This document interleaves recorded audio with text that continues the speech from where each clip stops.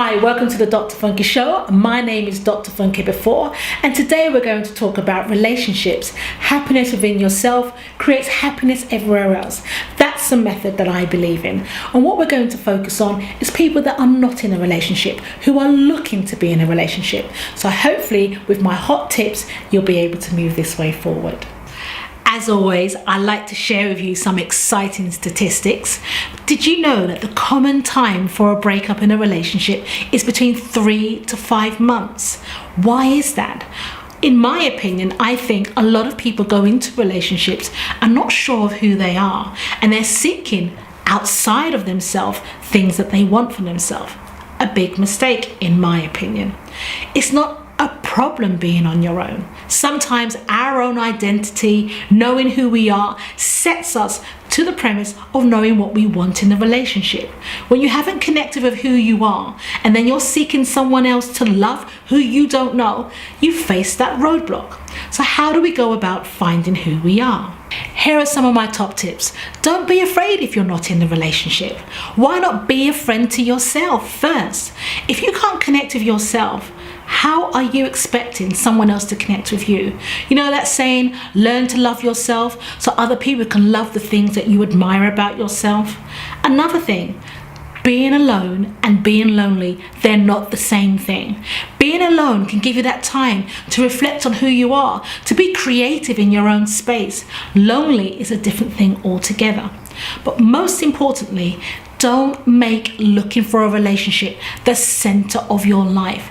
If you've got on radar, I need to be in a relationship, and you see everyone around you in a relationship and feel that has to be your life, that's not the case. You all have your own time life plan. Take your time, reflect on who you are, and enjoy the qualities that you have, because those qualities is what your partner is going to admire. It's not that I'm trying to create a perfect picture in how you go about relationships, or I'm this big old expert is telling you what to do. Now, I'm just giving you some tips to think about. But one thing that I really want you to take home with you today, or have in your mind, is emotional baggage. A lot of us have emotional baggage. But the thing about emotional baggage is when you carry that into your next relationship. So you may have been brokenhearted from a previous partner, and all the things that you've experienced, you're taking on to the next relationship. That baggage needs to be dealt with. This is why I say, when you're alone, use that time to reflect on how you were in the relationship, ways that you could improve, and the things that you need to leave behind.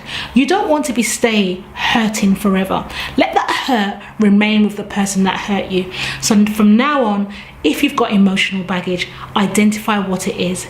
Deal with it, whether it's through counselling or whether it's just doing the things that you can to move yourself forward. It's important. Don't let emotional baggage ruin your prospect of another relationship. Dear Dr. Funke, I'm writing to you because I'm struggling to keep my relationship. Well, in fact, I haven't even got a relationship. I'm finding it extremely difficult to make commitments. I think there's something wrong with me. Guys like me, but I always seem to do something to sabotage it. Please help. Thank you so much for writing into us and sharing your experiences. You've obviously identified that you're sabotaging your relationships, and these relationships that you're having seem like they could go somewhere.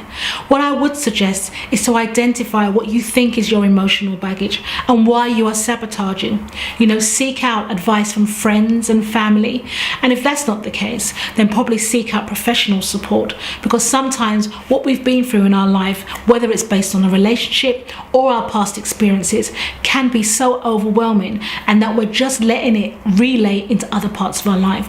You can make a stop to this now, and I believe that you will make a stop, because writing in is the first point of call. So do seek advice from your friends and family, or if this is not helpful, then seek professional advice. Thank you for tuning into the Dr. Funke Show. It's been really exciting to talk about things that matter to so many people, relationships. Do contact us, send in your questions, whether via Twitter. You can also contact us via email, and of course our Facebook, The Dr. Funke Show. Look forward to seeing you next time. Have a lovely day.